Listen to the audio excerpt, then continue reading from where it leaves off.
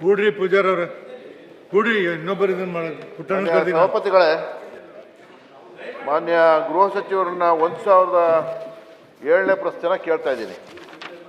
ಮಾನ್ಯ ಸಭಾಪತಿಗಳೇ, ಉತ್ತರಗಳನ್ನು ಒದಗಿಸಲಾಗಿದೆ. ಮಾನ್ಯ ಸಭಾಪತಿಗಳ ಉತ್ತರವನ್ನು ಮಾನ್ಯ ಸಚಿವರು ಒದಗಿಸಿದ್ದಾರೆ. ಆದರೆ ನನ್ನ ಪ್ರಶ್ನೆ ಏನು ಅಂದರೆ, ಮಾನ್ಯ ಅಧ್ಯಕ್ಷರೇ, 8/7/2060 ಈ DYSP ಹುದ್ದೆಗಳ ನೇಮಕ ವೃದ್ಧದಲ್ಲಿ 50-50 ಅನುಪಾತ ಆಯಿತು ಮಾನ್ಯ ಅಧ್ಯಕ್ಷರೇ.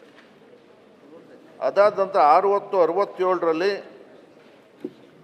33/1/3 66.2/3 ಅನುಪಾತದಲ್ಲಿ ನೇಮಕಾತಿ ಮಾಡಬೇಕು ಅಂತ ಆಯಿತು.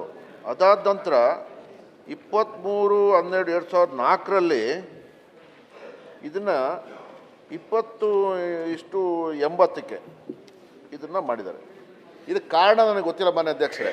ಕಾರಣ ಏನು ಇದನ್ನು ಮಾಡಿಸೋದಕ್ಕೆ ನನಗೆ ಅರ್ಥ ಆಯ್ತಲ್ಲ. ನನಗೆ ಇದುವರೆಗೂ ಕೂಡ ಈ DYSP ಹುದ್ದೆಯಿಂದ ಪ್ರಮೋಷನ್ ಕೊಡೋದಕ್ಕೆ 8.5 ವರ್ಷ ಆಗದೆ ಮಾನ್ಯ ಅಧ್ಯಕ್ಷರೇ. 8.5 ವರ್ಷ ಇದುವರೆಗೂ ಕೂಡ ಪ್ರಮೋಷನ್ ಕೊಟ್ಟಿಲ್ಲ. ಇದೆಲ್ಲವೂ ಕೂಡ ಈ 20% ಗಳಿಸಲಿಕ್ಕೆ ಕಾರಣ ಏನು ಅಂತಂದರೆ, ಈ IPS ಲಾಬಿ. ಈ ಕರ್ನಾಟಕದ ಯಾರು ಸ್ಟೂಡೆಂಟ್ಸು ಅಥವಾ ಅಭ್ಯರ್ಥಿಗಳು DYSPಗಳು ಆಗ್ತಾರೆ, ಇವ್ರನ್ನ ತಡೆಯುವಂಥ ಪ್ರಯತ್ನ ಇವ್ರು ಆಗಬಾರ್ದು. ಇವ್ರು ಏನಿದ್ರು ಕೂಡ ಬಂದರೆ ಒದ್ದಾಡಿ ಪ್ರಮೋಷನ್ ತಗೋಬೇಕು. ಅವರು SP-ಗೋ DIG-ಗೋ ನಿಂತೋಗ್ಬೇಕು. ಅವರು ಎಲ್ಲವೂ ಕೂಡ ಇವ್ರಿಗೆ ಸಿಗಬೇಕು. ಈ IPS ಅವ್ರಿಗೆ ಬಂದಿರ್ತಕ್ಕಂಥವ್ರಿಗೆ ಸಿಗಬೇಕು. ಇಲ್ಲಿಯವ್ರಿಗೆ ಯಾರು ಸಿಗಬಾರ್ದು.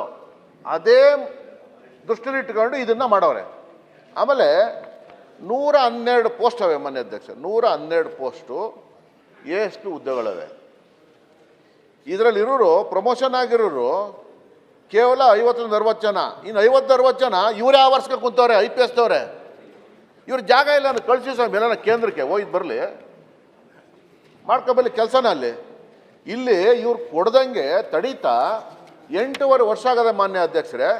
ಜೊತೆಗೆ ಈ ಇದನ್ನು ಮಾಡಿದ್ರ ಲಿಸ್ಟು, ಈ ಪ್ರಮೋಷನ್ಗೆ ಸೀನಿಯಾರಿಟಿ ಲಿಸ್ಟು, ಇದರಲ್ಲಿ ಹೆಂಗೆ ಮಾಡಿದ್ದಾರೆ ಅಂತಂದರೆ, ಹೆಸರೇ 2 ಸಲ ಸೇರಿಸ್ಬಿಟ್ಟವ್ರೆ.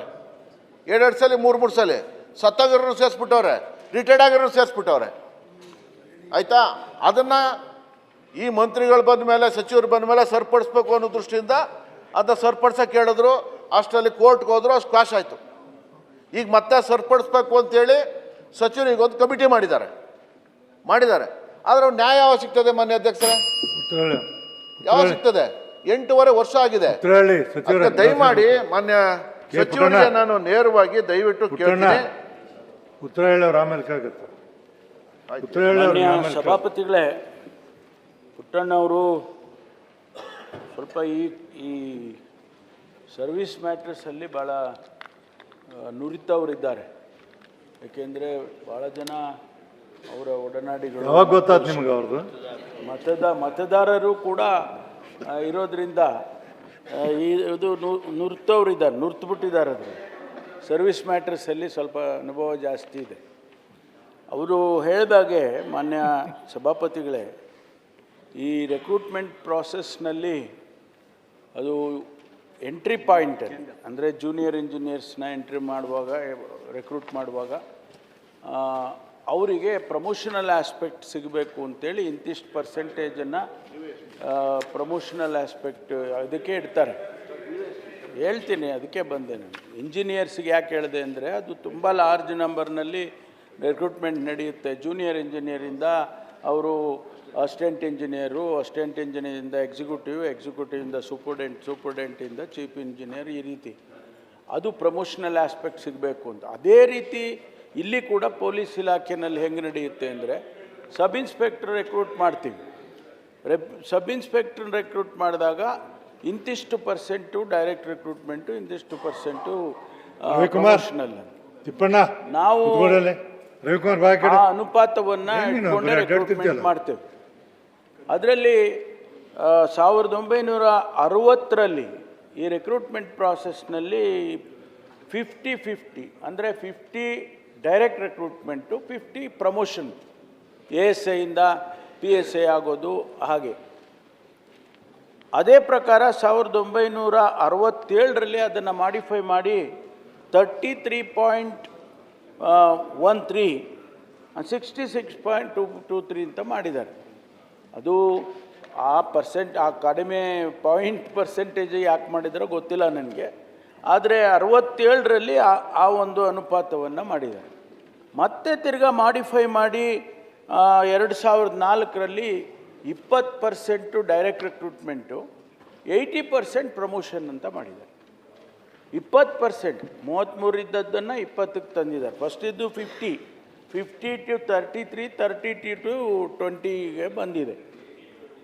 ಆ 80 ಅಂದರೆ 80 ಪ್ರಮೋಷನ್ಸು, 20 ಮಾತ್ರ ಡೈರೆಕ್ಟ್ ರಿಕ್ರೂಟ್ಮೆಂಟು. ಮನೆ ಸಭಾಪತಿಗಳು ಇದು ಯಾಕೆ ಮಾಡಿದ್ದಾರೆ ಅಂತಂದರೆ, ಭಾಳ ಜನರಿಗೆ ಈಗ PSI ಆದವನಿಗೆ ಅಪ್ ಟು SP ಹೋಗೋದಕ್ಕೂ ಅವಕಾಶ ಸಿಕ್ಕತ್ತೆ, ಮುಂದಕ್ಕೂ ಹೋಗ್ಬೋದು, ಏಜ್ ಆಗ್ಬೋದು. ನಿಮಗೆ ಕಡಿಮೆ ಮಾಡಿದರೆ, ಡೈರೆಕ್ಟ್ ರಿಕ್ರೂಟ್ಮೆಂಟ್ ಹೆಚ್ಚು ಮಾಡಿದರೆ, ಪ್ರಮೋಷನಲ್ ಆಸ್ಪೆಕ್ಟ್ಸನ್ನು ಕಡಿಮೆ ಮಾಡಿದರೆ ಸಂಖ್ಯೆ ಇರೋದಿಲ್ಲ. ಎಷ್ಟು ಜನ ನಾವು ಸಬ್ ಇನ್ಸ್ಪೆಕ್ಟರ್ ಮಾಡ್ತೀವಿ ಅಷ್ಟು ಸಂಖ್ಯೆ DYSP ಇರಲ್ಲ. ಆದ್ದರಿಂದ ಇಲ್ಲಿ ನಾವು ಅವರಿಗೆಲ್ಲರಿಗೂ ಕೂಡ ಹೆಚ್ಚು ಆಪರ್ಚುನಿಟಿ ಕೊಡಬೇಕು ಅಂತ ಆ ಸಂಖ್ಯೆ ಹೆಚ್ಚಾಗಲಿ ಅಂತೇಳಿ ಪ್ರಮೋಷನಲ್ ಆಸ್ಪೆಕ್ಟನ್ನು 80% ಮಾಡಿದ್ದಾರೆ, 20%ನ್ನು ಡೈರೆಕ್ಟ್ ರಿಕ್ರೂಟ್ಮೆಂಟಿಗೆ ಇಳಿಸಿದ್ದಾರೆ. ಆ ಕಾರಣಕ್ಕೆ ಮಾಡಿದ್ದಾರೆ ಅಂತೇಳಿ ನಾನು ಅರ್ಥ ಮಾಡ್ಕೊಂಡಿರೋದು. ಆದ್ದರಿಂದ ಈ ಇವತ್ತು ಚಾಲ್ತಿಯಲ್ಲಿರೋದು 20% ಡೈರೆಕ್ಟ್ ರಿಕ್ರೂಟ್ಮೆಂಟು, 80% ಪ್ರಮೋಷನ್ಸ್ ಅಂತ ಇವತ್ತಿಗೆ ಚಾಲ್ತಿಯಲ್ಲಿದೆ. ಈ ಮಧ್ಯೆ ಏನಾಗಿದೆ ಅಂದರೆ, ಈ ಸೀನಿಯಾರಿಟಿ ಲಿಸ್ಟ್ ಮಾಡಬೇಕು. ಈ ಪ್ರಮೋಷನ್ಸ್ ಕೊಡೋವಂಥ ಸಂದರ್ಭದಲ್ಲಿ ಸೀನಿಯಾರಿಟಿ ಲಿಸ್ಟ್ ಮಾಡ್ತಾರೆ. ಮಾನ್ಯ ಪುಟ್ಟಣ್ಣವ್ರು ಹೇಳಿದಾಗೆ ಸೀನಿಯಾರಿಟಿ ಲಿಸ್ಟ್ ಮಾಡುವಾಗ ಕೆಲವ್ರನ್ನ 2 ಹೆಸರು ಸೇರಿಸಿದ್ದಾರೆ, ಕೆಲವರು ರಿಟೈರ್ಡ್ ಆದವ್ರನ್ನೂ ಸೇರಿಸಿದ್ದಾರೆ. ಈ ರೀತಿ ಕಂಪ್ಲೇಂಟ್ಸ್ಗಳು ಬಂದ ಮೇಲೆ ಅದನ್ನು ಅದೇ ಸಂದರ್ಭದಲ್ಲಿ ಶ್ರೀಮತಿ ಅನುಷಾ ಅಂತಕ್ಕಂಥವ್ರು ಒಬ್ಬರು ಕೋರ್ಟಿಗೆ ಹೋಗ್ತಾರೆ. ಈ ಥರ ಎಲ್ಲ ಅನಾಮಲೆ ಆಗಿದೆ, ಅದರಿಂದ ಇದನ್ನು ಸರಿಪಡಿಸಬೇಕು ಅಂತ ಕೋರ್ಟಿಗೆ 2022ರಲ್ಲಿ ಹೋಗ್ತಾರೆ ಮಾನ್ಯ ಸಭಾಪತಿಗಳು. ಆಗ ಕೋರ್ಟ್ ಆದೇಶ ಮಾಡುತ್ತೆ, the ಇಂಪ್ಯೂನ್ಡ್ seniority list bearing number HD 268/2021 dated 7/3/22 placed at annexure A10 prepared by respondent number 1 is quashed. Respondents are directed to consider the objections raised by the applicants and redo the seniority list in accordance with the guidelines issued by the government in official memorandum dated 1976 and 14/12/1987. ಅದು ಆದೇಶ ಮಾಡ್ತಾರೆ. ಅದಾದಮೇಲೆ respondents number 1 are directed not to issue any promotion from the cadre of deputy superintendent to superintendent of police on the basis of impugned seniority list dated 7/3/22. ಈಗ ಅದಾದಮೇಲೆ ನಾನು ಅದನ್ನು ಮತ್ತೆ ಪುನರ್ ಪರಿಶೀಲನೆ ಮಾಡಬೇಕು ಅಂಥೇಳಿ ಒಂದು ಸಮಿತಿಯನ್ನು ಮಾಡಿದ್ವಿ. ನಾವು ಸಾಮಾನ್ಯವಾಗಿ ಈ ಸೀನಿಯಾರಿಟಿ ಲಿಸ್ಟು, ರಿಸರ್ವೇಷನ್ನು ಇದನ್ನೆಲ್ಲ ನೋಡೋರು ಸೋಷಿಯಲ್ ವೆಲ್ಫೇರ್ ಡಿಪಾರ್ಟ್ಮೆಂಟ್ನವರು. ಅವರಿಗೆ ಹೆಚ್ಚು ಮಾಹಿತಿ ಇರುತ್ತೆ, ಹೆಚ್ಚು ಪರಿಣಿತಿ ಕೂಡ ಇರುತ್ತೆ. ಅದಕ್ಕೆ ನಾನು DPR ಮತ್ತು ಸೋಷಿಯಲ್ ವೆಲ್ಫೇರ್ BK ಚಿನ್ನಮಾರಯ್ಯ ಅಂತೇಳಿ ಒಬ್ಬರು ನಿವೃತ್ತ ಸಮಾಜ ಕಲ್ಯಾಣ ಅಧಿಕಾರಿಗಳನ್ನು ನೇಮಕ ಮಾಡಿ ಈ ಸೀನಿಯಾರಿಟಿನ ಪುನರ್ ಪರಿಶೀಲನೆ ಮಾಡಿ ಅಂತೇಳಿ ನಾವು ಅವರಿಗೆ ಜವಾಬ್ದಾರಿಯನ್ನು 8/9/25 ಕೊಟ್ಟಿದ್ದೇವೆ. ಈಗ ಅವರು ಆ ಕೆಲಸ ಮಾಡ್ತಾ ಇದ್ದಾರೆ ಮಾನ್ಯ ಸಭಾಪತಿಗಳು. ಒಂದು ಬಾರಿ ಅದು ಆ ಸೀನಿಯಾರಿಟಿ ಲಿಸ್ಟು ವೆರಿಫಿಕೇಷನ್ನಾಗಿ ಮಾನ್ಯ ಮಾರಯ್ಯನವರು ನಮಗೆ ಮಾಹಿತಿ ವರದಿಯನ್ನು ಕೊಟ್ಟ ಮೇಲೆ ನಾವು ಈ ಪ್ರಮೋಷನ್ಸನ್ನು ಕೊಡೋದಕ್ಕೆ ಪ್ರಾರಂಭ ಮಾಡ್ತೀವಿ. ಆದ್ದರಿಂದ ಮಾನ್ಯ ಪುಟ್ಟಣ್ಣವರು ಹೇಳೋ ಪ್ರಕಾರ ಹಿಂದೆ ಎಲ್ಲ ನಡೆದಿದೆ. ನಾನು ಹೆಚ್ಚು ಒಂದು ಸಾರಿ 50-50 ಕೊಟ್ಟರು, ಒಂದು ಸಾರಿ 33 ಕೊಟ್ಟರು, ಮತ್ತು 20 ಕೊಟ್ಟರು. ಇದೆಲ್ಲ ಕಾರಣಗಳನ್ನು ಕೂಡ ಕೊಟ್ಟಿದ್ದಾರೆ. ಆದ್ದರಿಂದ ಇವತ್ತಿನ ಪರಿಸ್ಥಿತಿಯಲ್ಲಿ ಹೆಚ್ಚು ಪ್ರಮೋಷನಲ್ ಆಸ್ಪೆಕ್ಟ್ಸನ್ನು ಕೊಡಬೇಕು. ಈಗ ಅವ್ರು ಹೇಳಿದ್ರು, ಕರ್ನಾಟಕದವರು ಹೆಚ್ಚು IPS, ಇವರಿಗೆ IPS ಕೂಡ ಸಿಗುತ್ತೆ. ಯಾರಿಗೆ ನಾವು ಈ ಪ್ರಮೋಷನ್ಸ್ 80% ಇಟ್ಟು ಪ್ರಮೋಷನ್ ರೆಗ್ಯುಲರಾಗಿ ಮಾಡ್ಕೊಂಡು ಹೋಗ್ತೀವಿ ಅವರಿಗೆ IPS ಕೂಡ ಸಿಗುತ್ತೆ. ಆದ್ದರಿಂದ ಆ ಆಸ್ಪೆಕ್ಟ್ಸು ಆ ಆಪರ್ಚುನಿಟೀಸು ಅವರಿಗೆ ಸಿಗಲಿ ಅನ್ನೋ ಕಾರಣಕ್ಕಾಗಿ ಹೆಚ್ಚು ಮಾಡಿದ್ದಾರೆ ಅಂಥೇಳಿ ನಾನು ಈ ಸಂದರ್ಭದಲ್ಲಿ ಮಾನ್ಯ ಸದಸ್ಯರಿಗೆ ತಿಳಿಸ್ತೇನೆ. ಮತ್ತು ಮುಂದೆ ಒಂದು ಬಾರಿ ಸೀನಿಯಾರಿಟಿ ಲಿಸ್ಟು ಅಕ್ಸೆಪ್ಟ್ ಆದಮೇಲೆ ಆ ಪ್ರಮೋಷನ್ಸನ್ನು ನಾವು ಮಾಡ್ತೀವಿ. ಅವರು 8 ವರ್ಷದಿಂದ ಕೊಡಲಿಲ್ಲ ಯಾಕೆ ಅಂತ ಕೇಳಿದರು. ಈ ಕಾರಣಕ್ಕೆ 22ರಲ್ಲಿ ಏನು ಕೋರ್ಟ್ ಆದೇಶ ಮಾಡ್ತು ಶ್ರೀಮತಿ ಅನುಷಾ ಅನ್ನೋರ ಇದ್ರ ಮೇಲೆ ಕೇಸಸ್ ಮೇಲೆ, ಆ ಕಾರಣಕ್ಕಾಗಿ ಈಗ ನಾವು ಅದನ್ನು ಪೆಂಡಿಂಗ್ ಮಾಡೋಕ್ಕಾಗಿದೆ ಮತ್ತು ಸೀನಿಯಾರಿಟಿ ಲಿಸ್ಟನ್ನು ಪೆಂಡಿಂಗ್ ಆಗಿದೆ. ಇದಾದ ಮೇಲೆ ಪ್ರಮೋಷನ್ಸ್ ಇಮ್ಮಿಡಿಯೇಟಾಗಿ ಕೊಡ್ತೀವಿ ಮನಸ್ಸು. ನಿರ್ಭೀತ, ನಿಷ್ಪಕ್ಷಪಾತ, ವಿಶ್ವಾಸಾರ್ಹ ಸುದ್ದಿಗಳಿಗೆ ಮತ್ತೊಂದು ಹೆಸರಾಗಿರುವ ನ್ಯೂಸ್ 18 ಕನ್ನಡ ಈಗ ಆಪ್ನಲ್ಲೂ ಲಭ್ಯವಿದೆ. ದಯವಿಟ್ಟು ಇಲ್ಲಿರುವ QR ಕೋಡ್ ಸ್ಕ್ಯಾನ್ ಮಾಡಿಕೊಂಡು ಆಪ್ ಡೌನ್ಲೋಡ್ ಮಾಡೋದಕ್ಕೆ ಮರಿಬೇಡಿ.